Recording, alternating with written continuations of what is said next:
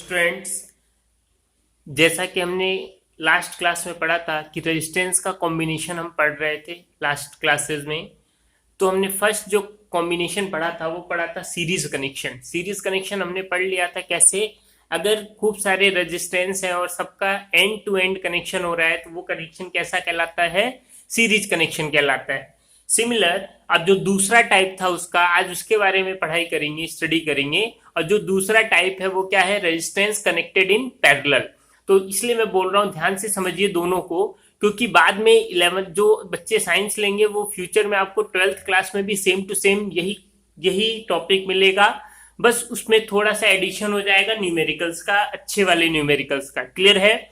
तो अभी हम पहले सीरीज पढ़ चुके, फिर पैरेलल पढ़ेंगे और फिर दोनों का कंबाइन करके हम क्वेश्चंस करेंगे। क्लियर है? तो सीरीज हो गया, पैरेलल की बात। पहली बात ये हमको ये समझना है, ये समझ में आना चाहिए कि जो कनेक्शन है वो पहचानना है कि वो सीरीज में है या पैरेलल में। तो सीरीज में मैंने बताया था कि सीरीज में जब कनेक्शन होता है तो कैसा होता है, एक रेजिस्टेंस का एंड दूसरे के एंड से कनेक्टेड होता है।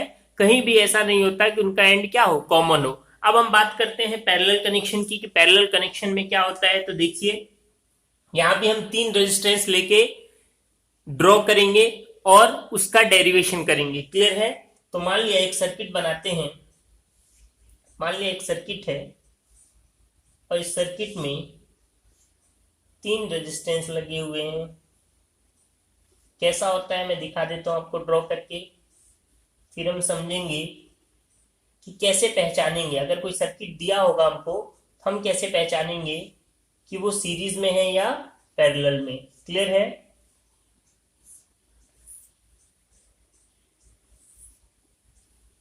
तो देखिए ये सर्किट हो गया, इसमें मैंने बैटरी लगा दी, स्विच लगा दिया।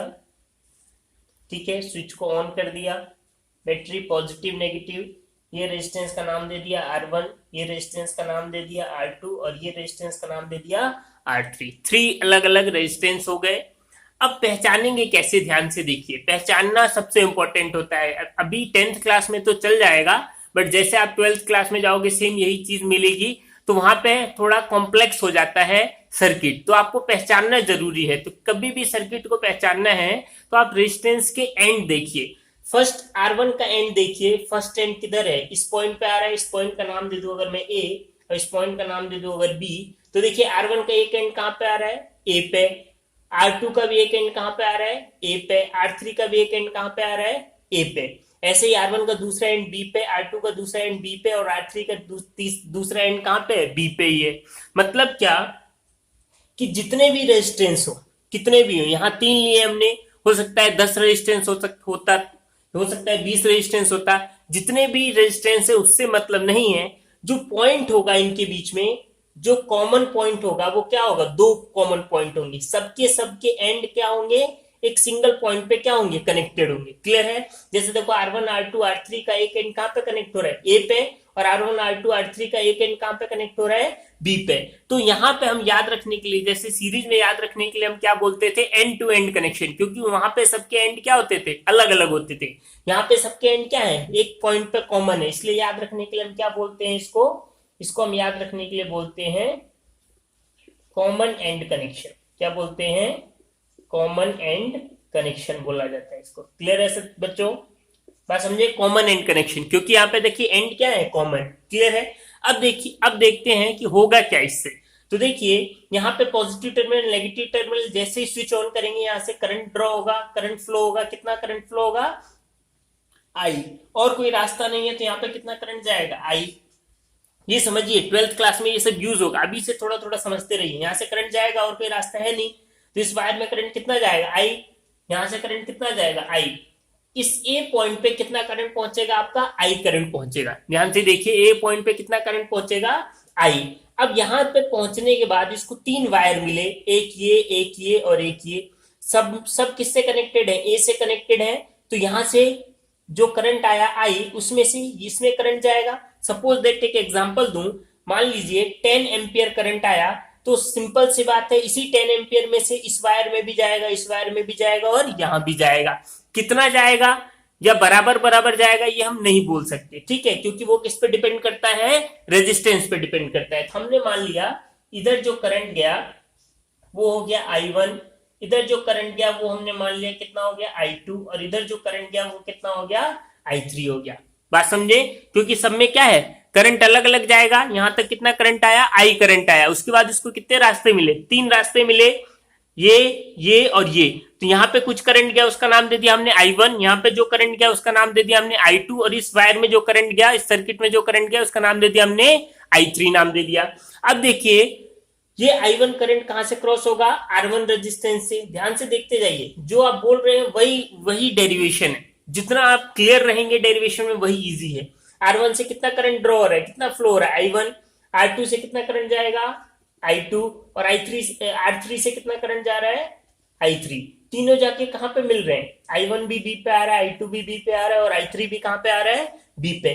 जब तीनों मिलेंगे तो वापस ये करंट कितना हो जाएगा, कितना हो जाएगा I, क्योंकि ये करंट किससे निकला था, I से निकला था। I में से ही I1 गया, I2 गया और I3 गया, वापस कितना आ गया I, और वापस सर्किट में कितना जा रहा है, बैटरी में I।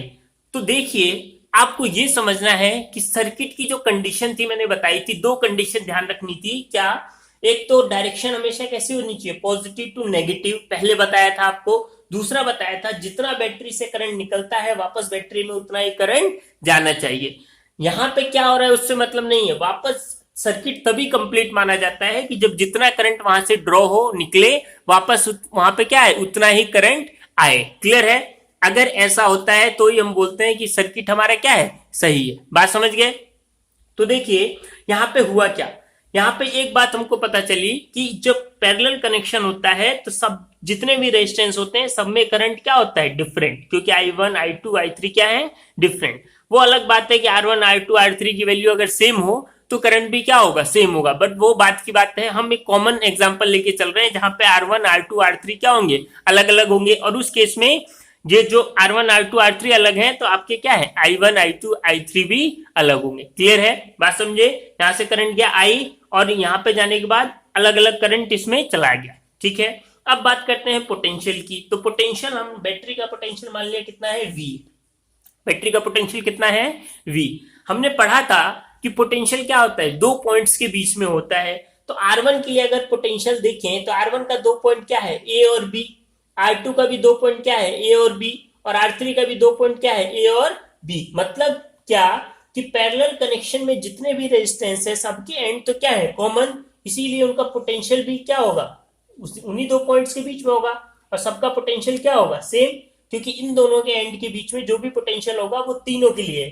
तो सबका पोटेंशियल क्या हो गया, यहाँ पे V हो गया। कितना हो गया, V। बात समझ में आई, क्योंकि एंड सबके क्या है, कॉमन है, और पोटेंशियल क्या होता है, 2 एंड के बीच का होता है। तो R1 के लिए भी 2 एंड क्या है, A और B, R2 के लिए भी 2 एंड क्या है, A और B, और R3 के लिए भी 2 एंड क्या है, A और B। तो सबके एंड अगर सेम है तो पोटेंशियल भी सबका क्या होगा, सेम होगा। तो जस्ट देखिए सीरीज का जस्ट उल्टा हो रहा है। सीरीज में क्या था, करंट सेम था सब में, और जबकि पोटेंशियल सबका क्या था, अलग अलग था। यहां पे उल्टा हुआ, पैरेलल में क्या हुआ कि करंट तो क्या हो गया, अलग अलग हो गया हर रेजिस्टेंस के लिए, और पोटेंशियल सबके लिए क्या हो गया, सेम। तो ये तरीका है याद रखने का, ताकि आप याद रख सकें कि कैसे इसको हम अलग कर सकते हैं सीरीज और पैरेलल को। बात समझ में आई। सीरीज में क्या होता था, आपने पढ़ा था पिछली क्लास में, सीरीज में क्या होता था, करंट सबके लिए क्या होता था, अलग अलग, हर रेजिस्टेंस के लिए करंट क्या होता था, अलग अलग होता था। सॉरी, करंट सबके लिए क्या होता था, सेम होता था, जबकि पोटेंशियल सबके लिए क्या होता था, अलग अलग, क्योंकि क्या है, पॉइंट्स क्या होते थे वहां पे, अलग अलग होते थे। जबकि पैरेलल में क्या हो रहा है, पैरेलल में करंट सबके लिए अलग है और पोटेंशियल सबके लिए क्या है, सेम। तो दो जो बातें, इंपॉर्टेंट बातें पता चली हमको, वो हम लिखते हैं क्या, for parallel connection, for parallel connection the potential difference for every resistance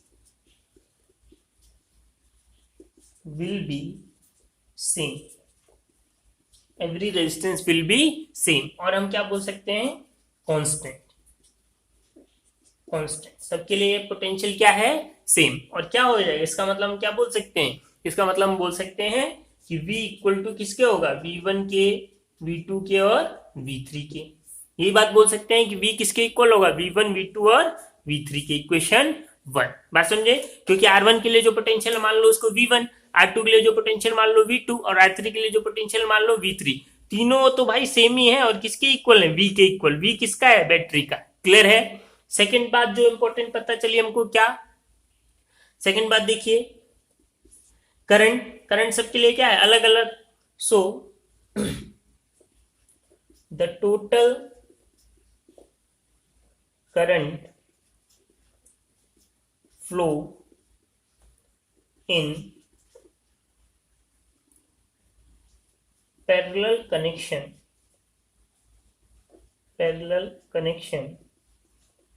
is the sum of individual current flow in each resistance। Total current जो है, मतलब आई जो किसके इक्वल है, sum of current flow in individual resistance. R1 में जो हो रहा है, R2 में जो हो रहा है और R3 में, दैट इज हम बोल सकते हैं क्या, आई जो किसके इक्वल है, I1 plus I2 plus I3। इन तीनों का अगर सम कर दें, इन तीनों को तो कितना आएगा, आई आएगा। बात समझे, तो ये दो इंपॉर्टेंट बातें हमको पता चली पैरेलल कनेक्शन में, जबकि सीरीज में जस्ट इसका क्या था, उल्टा था। ठीक है, यहां तक नोट करिए। फिर हम निकालेंगे, जैसे सीरीज में हमने निकाला था क्या, इक्विवेलेंट रेजिस्टेंस या रिजल्टेंट रेजिस्टेंस, ऐसे ही पैरेलल में हम क्या निकालेंगे, रिजल्टेंट रेजिस्टेंस। रिजल्टेंट रेजिस्टेंस या इक्विवेलेंट रेजिस्टेंस क्या होता है, फिर एक बार बता देता हूं क्या, कि चाहे सीरीज की बात करें चाहे हम पैरेलल की बात करें, जितने भी रेजिस्टेंस वहां पे लगे हैं उनको हटा के एक ऐसा रेजिस्टेंस लगाओ जो उनके जैसा काम करे, उन तीनों के इक्वल काम करे, उसको हम क्या बोलते हैं, इक्विवेलेंट रेजिस्टेंस या रिजल्टेंट रेजिस्टेंस बोलते हैं। क्लियर है बच्चों, तो आप यहां तक नोट करिए।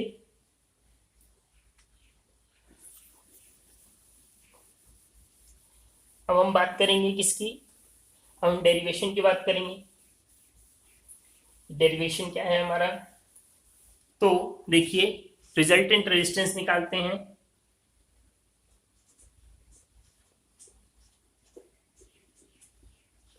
Resultant resistance in parallel connection क्या है, देखिए हमको दो बातें पता चली पैरेलल कनेक्शन में। क्या, फर्स्ट तो पता चला कि V इक्वल टू किसके है, V1 V2 equal to V3, क्योंकि सबका पोटेंशियल क्या है, सेम। दूसरा जो बात पता चला क्या, I इक्वल टू क्या है, I1 plus I2 plus I3। सबका जो करंट है वो सारे रेजिस्टेंस में जो करंट फ्लो हो रहा है उनके सम के इक्वल है। क्लियर है, तो यहीं से लगाइए वापस बाय ओम्स लॉ, वही again Ohm's law. Ohm's law क्या बोलता है, ओम्स लॉ बोलता है कि V इक्वल टू क्या होता है, I R. V equal to क्या होता है, आई आर। तो हमको I की वैल्यू चाहिए, I की वैल्यू निकालने तो क्या हो जाएगा, V बाय आर। कितना हो जाएगा, V बाय आर। सिमिलर ऐसे ही I1 की वैल्यू क्या हो जाएगी, V1 बाय R1। ऐसे ही I2 की वैल्यू क्या हो जाएगी, V2 बाय R2। ऐसे ही I3 की वैल्यू क्या हो जाएगी, V3 बाय R3। सबके लिए निकाल लो अलग अलग ओम्स लॉ के हिसाब से। ठीक है, इन सारी वैल्यू को कहां पुट कर दें, इक्वेशन 2 में। Put all values in equation 2।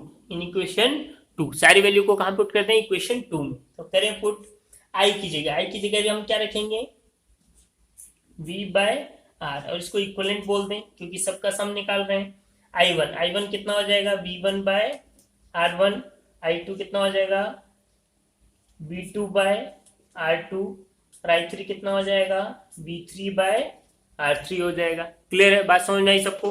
अब देखिए यहाँ पे क्या, क्योंकि हम जानते हैं, क्या जानते हैं कि हम जानते हैं भाई V तो किसके इक्वल है, V1 V2 और V3 सब क्या है, सेम है। सारी वैल्यूज क्या है, सेम। तो हम यहाँ पे क्या बोल सकते हैं, V equal to R E, क्या V1 की जगह हम क्या बोल सकते हैं, V क्योंकि V1 किसके इक्वल है, V के। ऐसे ही प्लस V2 को भी V और V3 को भी हम क्या बोल सकते हैं, V बोल सकते हैं। क्लियर है। अब देखिए यहाँ पे V equal to R E, सब में V है, V कॉमन ले लो तो क्या बचेगा, 1/R1 plus 1/R2 plus 1/R3। V से V क्या हो गया, कैंसिल। तो रिजल्टेंट रेजिस्टेंस जो आया वो क्या आया, 1/RE equal to 1/R1 plus 1/R2 plus 1/R3। बात समझे।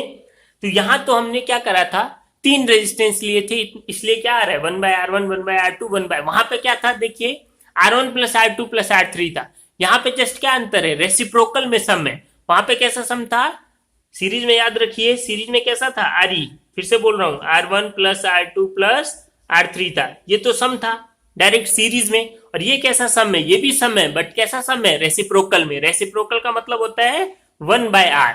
क्लियर है, बस ये अंतर होता है दोनों में। ठीक है, अब फिर से देखिए, यहां तो 3 रेजिस्टेंस लिए थे, मान लो 10 रेजिस्टेंस होता, 100 रेजिस्टेंस होता, 1000 रेजिस्टेंस होता, या n रेजिस्टेंस होते, तो यहाँ पे एक कंडीशन दे सकते हैं क्या, if n number of resistance connected in parallel, तो हम क्या बोलेंगे, इक्विवेलेंट रेजिस्टेंस उस केस में क्या हो जाएगा, 1/RE, कितना हो जाएगा, 1/R1 plus 1/R2 plus 1/R3 plus dot dot dot कहां तक, 1/Rn तक। क्लियर है, बात समझ में आई सबको, क्लियर है। क्या कर देंगे, dot dot dot plus 1/Rn तक, कहां तक करना है, n तक। भाई 3 है तो 3 को ऐड कर दिया, 4 होता 4 को ऐड करते थे, 10 होता तो 10 को ऐड कर देते, बट कैसा करते, रेसिप्रोकल में ऐड करते। बात समझ में आई सबको, क्लियर है। चलिए अब इस पे न्यूमेरिकल करते हैं। देखिए इसका मतलब क्या है, मतलब समझना फिजिक्स में बहुत इंपॉर्टेंट है कि ये जो हमने करा इसका मतलब क्या आया, इक्विवेलेंट रेजिस्टेंस का मतलब क्या हुआ। तो देखिए क्या,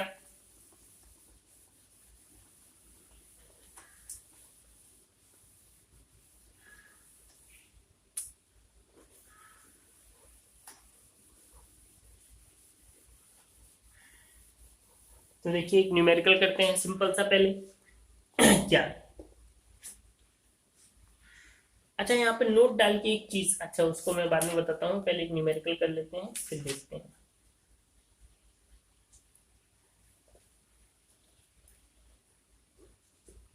मान लीजिए एक सर्किट दिया हुआ है आपको, बोल दे कि यहाँ पे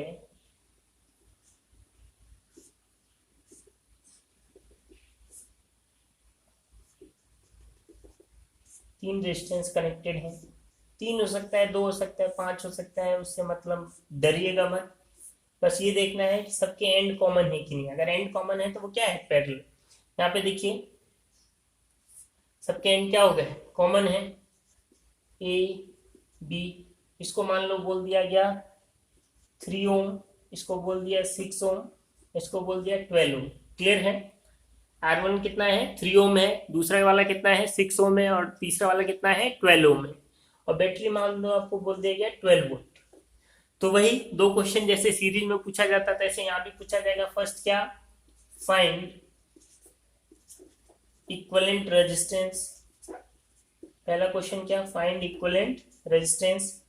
दूसरा current draw in circuit, current draw in circuit. Clear है, 2 क्वेश्चन ऐसे पूछे जाते हैं, और भी क्वेश्चन हो सकते हैं जैसे वहां पे करे थे। पहले हम सिंपल इसको सॉल्व करते हैं। क्या फर्स्ट हमको क्या बोला, फर्स्ट हमको बोला इक्विवेलेंट रेजिस्टेंस निकालो। अब सबसे पहले जब भी सर्किट देखो, मैं बोल रहा हूं अभी सिंपल सिंपल क्वेश्चन करा रहे हैं, और 10 में आपका सिंपल है, 12 के लिए मैं बता रहा हूं, अभी से प्रैक्टिस करो इस चीज की।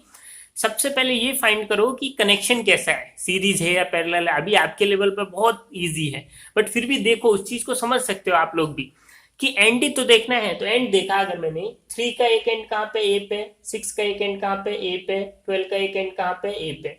दूसरा एंड सबके कहाँ पे, बी पे। अगर एंड कॉमन हो गए तो बिना सोचे समझे हम बोल सकते हैं कि ये कैसा कनेक्शन है, पैरेलल। कैसा कनेक्शन है, पैरेलल। और पैरेलल अगर है और उसमें इक्विवेलेंट रेजिस्टेंस पूछा है तो वो तो मुझे फॉर्मूला याद है। अगर आपको फॉर्मूला याद है तो कितना इजी है।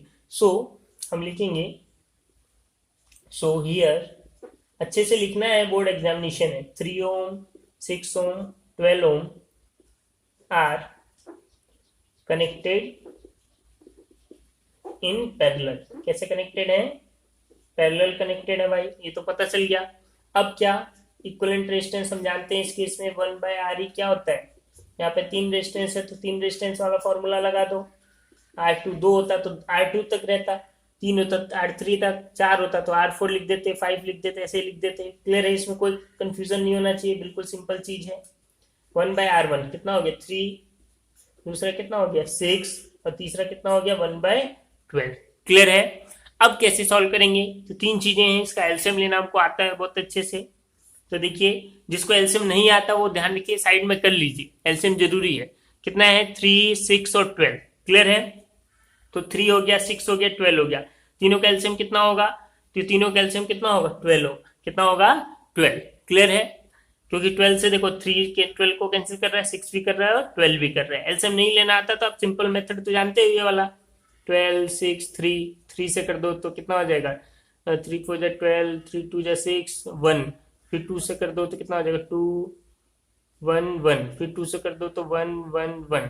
कितना आ जाएगा 3 2 जा 6, 6 2 जा 12। कितना आ गया 12 आ गया। एलसीएम लेना जानते हैं ना भाई सब लोग, नहीं जानते देखिए फिर से एक बार बता देता हूँ। जितनी भी वैल्यू सबको लिख लो, 12, 6 और 3। 2 से करो तो कितना हो जाएगा 6, ये 3, ये 3। फिर 3 से करो 2 1 1। फिर 2 से करो 1 1 1। कितना आ गया 2 3 जा 6, 6 2 जा 12। ऐसे एलसीएम लेते हैं। क्लियर है, नहीं जानते देख लीजिए, फिर ये आना चाहिए एलसीएम वगैरह। ठीक है, अब 12। अब एलसीएम लिखो, कैसे सॉल्व करते हैं सब लोग जानते हैं। 3 से डिवाइड करो 12 को, 3 से डिवाइड करेंगे 12 को तो कितनी बार डिवाइड होगा 3 4 जा 12। 4 आंसर आया, जो आंसर आया उसको ऊपर वाले से मल्टीप्लाई करते हैं, 4 1 जा 4। क्लियर है। ऐसे 6 से डिवाइड करेंगे, 6 2 जा 12, 2 इंटू 1 कितना हो जाएगा 2।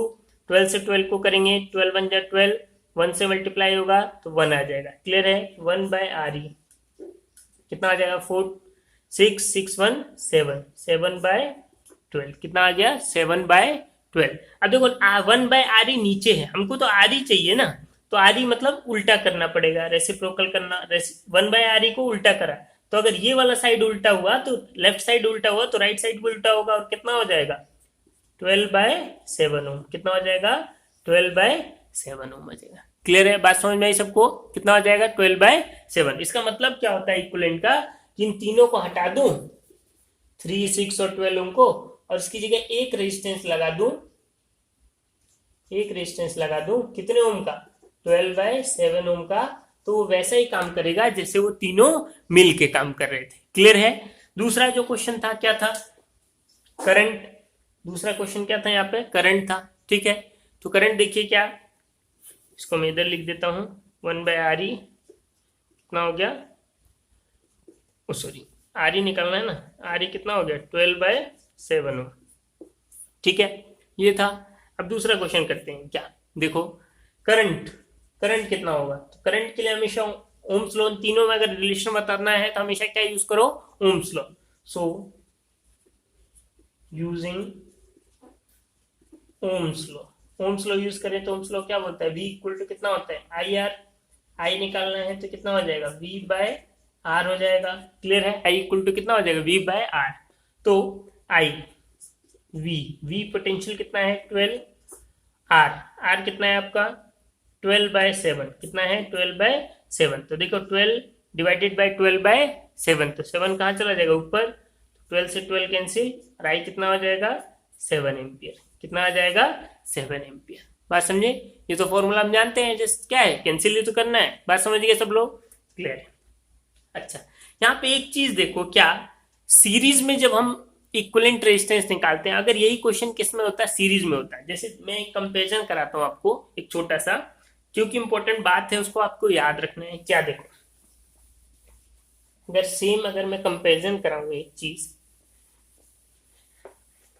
सीरीज का बात करूं और पैरेलल का बात करूं, मान लो एक सर्किट है छोटा सा, छोटा सा बना रहा हूँ जस्ट दिखाने के लिए।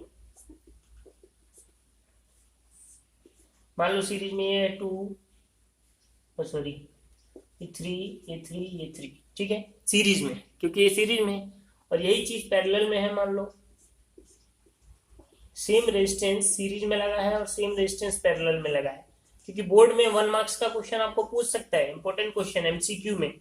तो देखो सेम रेजिस्टेंस को अगर सीरीज में लगाए और पैरेलल में लगाए तो क्या होगा, ये तो कैसा हो गया सीरीज कनेक्शन हो गया, और ये कैसा हो गया पैरेलल कनेक्शन हो गया। तो देखो यहाँ पर रेजिस्टेंस निकालो, इसका रेजिस्टेंस का फॉर्मूला क्या होता है, R equal to R1 plus R2 plus R3। तो R कितना हो जाएगा 3 प्लस 3 प्लस 3, तो R की वैल्यू कितनी आ जाएगी 3 6 और 9 ओम, कितना आ जाएगा 9 ओम आ जाएगा। जबकि वही चीज अगर यहाँ भी ये 3 है 3 है 3 है, पैरेलल में निकालो तो 1/R ही करना पड़ेगा, कितना हो जाएगा 1/3 प्लस 1/3 प्लस 1/3, एलसीएम कितना आ जाएगा 3 3 3 जा 1 1 1 प्लस 1, 1/R ही कितना हो जाएगा आपका 3/3 हो जाएगा। मतलब क्या उल्टा कर दें आर ई को, तो कितना आ जाएगा 3/3, आंसर कितना आ जाएगा 1 ओम, कितना आ जाएगा 1 ओम। तो देखो सेम रेजिस्टेंस के साथ, बात को समझो बहुत इंपॉर्टेंट बात है, 1 मार्क्स का आपको एमसीक्यू में पूछता है, और वो आगे चल के नियरेस्ट वगैरह में डॉक्टर वगैरह में ये पूछा जाता है, ये सब एंट्रेंस एग्जामिनेशन में। देखो सेम रेजिस्टेंस को अगर सीरीज के साथ यूज कर रहे हैं, अगर सीरीज के साथ यूज कर रहे हैं, ये RS लिख दो सीरीज के लिए, तो कितना आ रहा है 9 ओम आ गया। और सेम रेजिस्टेंस का इक्विवेलेंट अगर हम पैरेलल कनेक्शन के साथ यूज कर रहे हैं तो कितना आ गया 1 ओम आ गया। इसका मतलब क्या क्या सीखे, इसका मतलब हम बोल सकते हैं कि पैरेलल कनेक्शन में जो इक्विवेलेंट रेजिस्टेंस आता है वो इक्विवेलेंट रेजिस्टेंस वो कितना होता है, वो लेस देन होता है किससे, इंडिविजुअल रेजिस्टेंस से। देखो इंडिविजुअल कितना था 3 था, और इक्विवेलेंट रेजिस्टेंस कितना आया 1 ओम आया। बात समझे, फिर से सुनिए, पैरेलल कनेक्शन में जो इक्विवेलेंट रेजिस्टेंस आया वो लेस देन होता है किससे, इंडिविजुअल रेजिस्टेंस से।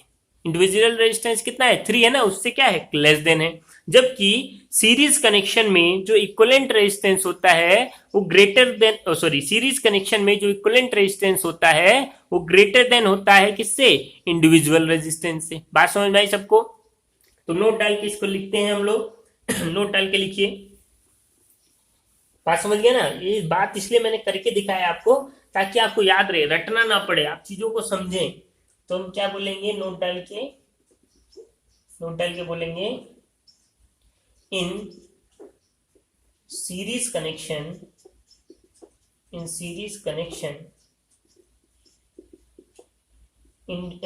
इक्विवेलेंट या resultant resistance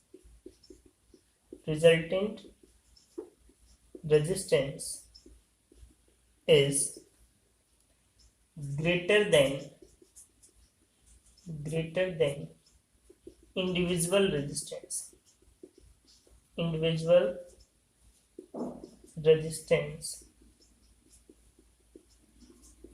connected in series। बात समझे, क्लियर है कि जो इक्विवेलेंट रेजिस्टेंस आया वो किससे था, इंडिविजुअल रेजिस्टेंस से बड़ा था, क्योंकि इंडिविजुअल कितना था 3 था, उससे बड़ा आया इक्विवेलेंट। जबकि सेकेंड नोट में इन पैरेलल कनेक्शन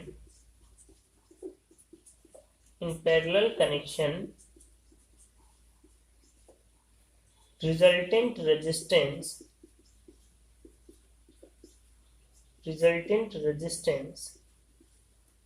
क्या is less than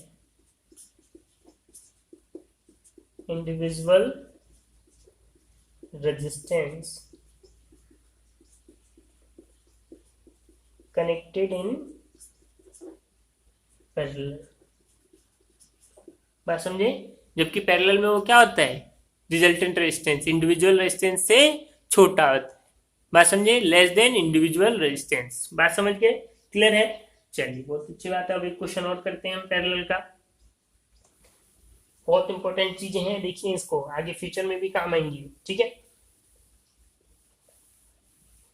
अब देखिए एक बड़ा क्वेश्चन करते हैं छोटा सा, फिर कल नेक्स्ट क्लास में हम क्या करेंगे, सबको कंबाइन करके क्वेश्चंस करेंगे, ठीक है। अभी हम सीरीज को अलग कर रहे हैं, पैरेलल को अलग कर रहे हैं, क्लियर है। तो एक क्वेश्चन और करते हैं, देखिए क्या।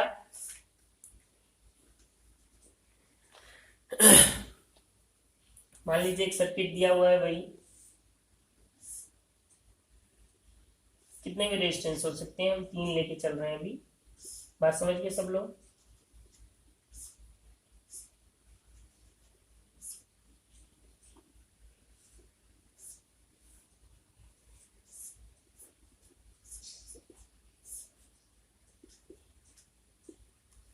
ठीक है, हमने बोल दिया ये कितना है 3 ओम, ये कितना है 6 ओम, और ये कितना है 9 ओम।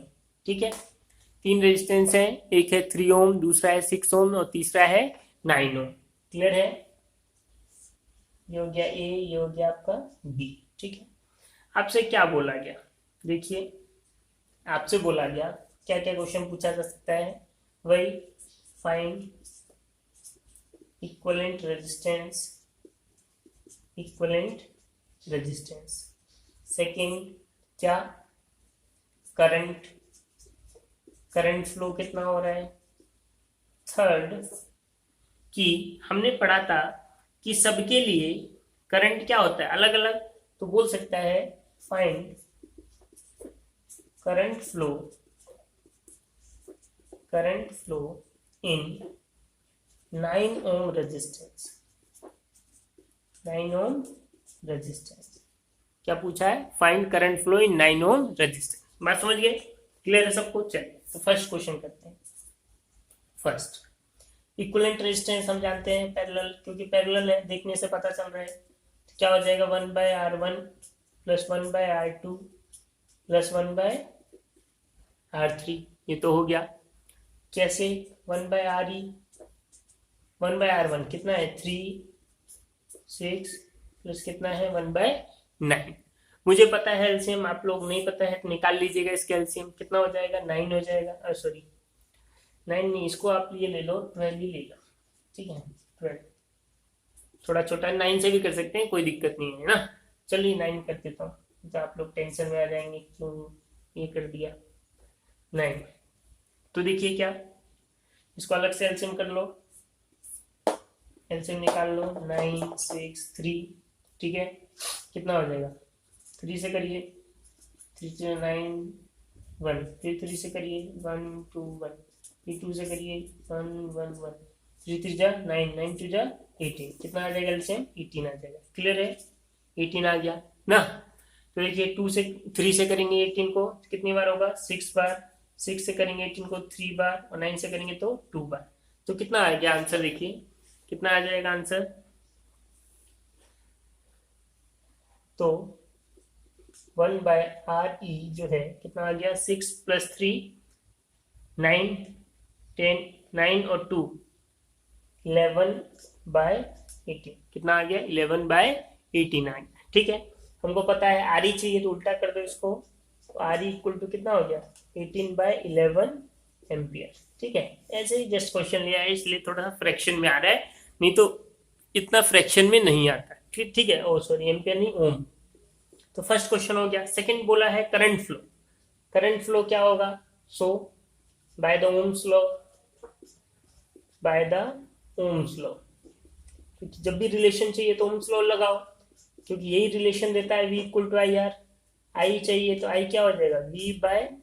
मान लो पोटेंशियल आपको यहाँ पे दे रखा है, कितना दे रखा है, मान लो पोटेंशियल दे रखा है इसमें 12 वोल्ट, कितना दे रखा है 12 वोल्ट आपको दे रखा है पहले से पोटेंशियल बैटरी का। ठीक है, कितना दे रखा है 12 वोल्ट दे रखा है।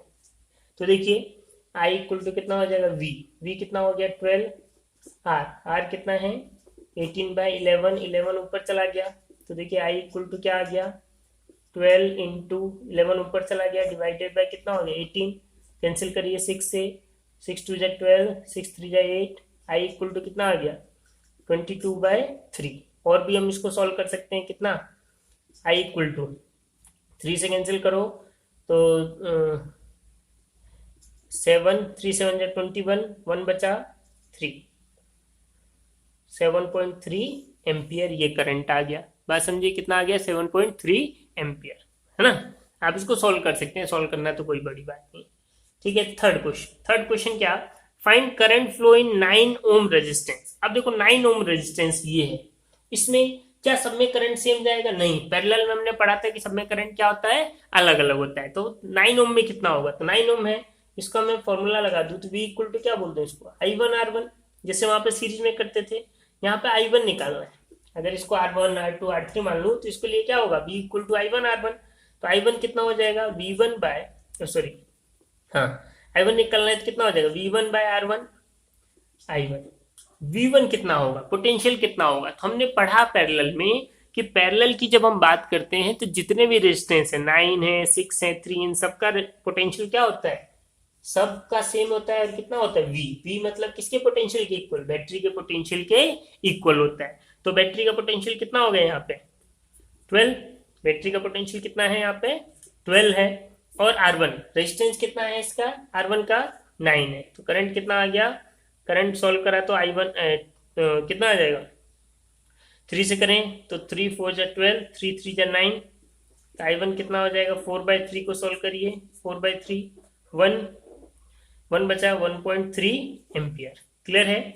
ऐसे ही हम क्या निकाल सकते हैं, ऐसे हम निकाल सकते हैं क्या, V2 का भी निकाल सकते हैं। क्लियर है? ऐसे ही किसको निकाल सकते हैं, और भी रेजिस्टेंस को निकाल सकते हैं। ठीक है, तो चलिए आज के लिए इतना ही है।